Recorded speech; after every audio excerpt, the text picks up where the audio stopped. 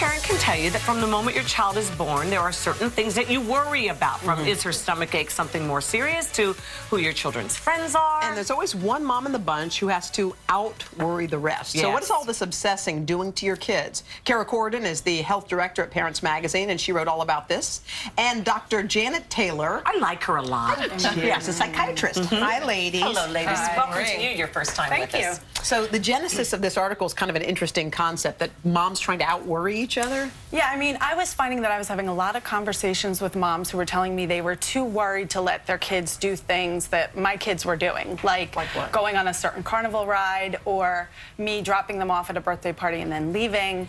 Were they sort of trying to dig at your mothering, or were they truly just, gee, I can't believe you do that because I'm so afraid? I don't mean, there's know. What was it? What did you get from them? After a while, it started to feel like judging, and it started to feel like if I weren't concerned about those things, then maybe I don't care enough about my child's well-being. Yeah, is that what's happening? Are they trying to outdo one another, or are they really just sharing their concerns? Well, I mean, as moms, certainly, we keep our child's health and safety first and foremost, and for some people that is a worry. But if you think about what a worry is, which is a negative occurrence, these negative thoughts, in no way does that equal love. And for some people, that you think that smothering that control over your child, you'd have to say, like, that's not really the best way to show them how much you care. Yeah, it seems to me it's a lack of faith in the child, or a lack of faith in... Or like lack of faith in themselves. But it gets back to, as mothers, the competition, or, you know, that sense so of much, Hoda. what that is. Yeah. Well, when you even see kids like on the playground, and sometimes you've seen it, one kid is like going crazy and swinging all, and everyone's like, where's the mom? And the mom's over there just enjoying herself, and you worry that this kid,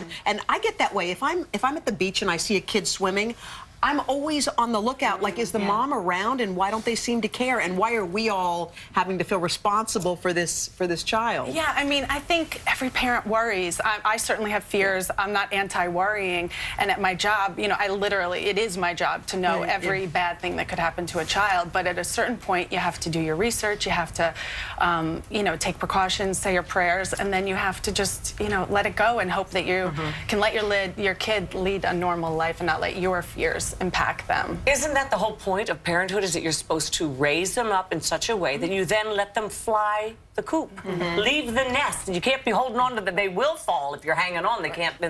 It's those stages, because we want to raise kids who are independent and can make the right choices. But the fact is, I mean, we all have some worries that you think about, but most of what we worry about doesn't happen. But it's those mothers, and fathers can do it too, but primarily mothers, because they're the caregivers that say, you know, make sure you don't get, you know, look both ways. You want to do that, but that fear that something bad could happen can transmit to your child. I was going to say, it must scare your kid to death, because if you on fear. Right. I remember when we were kids, my parents, we moved into the D.C. area, and my parents said, don't answer the door. We were like, oh my God, we were terrified, right? Because they went out.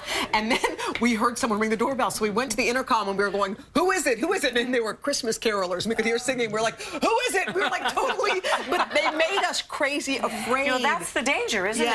I mean, we got a lot of interesting feedback to the article, and one mom said, worrying doesn't make your kids feel more loved. It makes them feel more worried. Anxious. And I agree, and I think that, you know, worrying doesn't prevent bad things from happening, and also even sometimes being there doesn't prevent bad things from happening. I think we all have experiences where our kids got hurt and we were right there. And the hallmark for kids and parents, if you worry so much, have so much anxiety that it stops you from doing what you should do, kids don't want to go to school, they're afraid to play. As a mother, you're afraid to go out. When that happens, then you should go see your healthcare provider, because that really differentiates the worry to an anxiety disorder.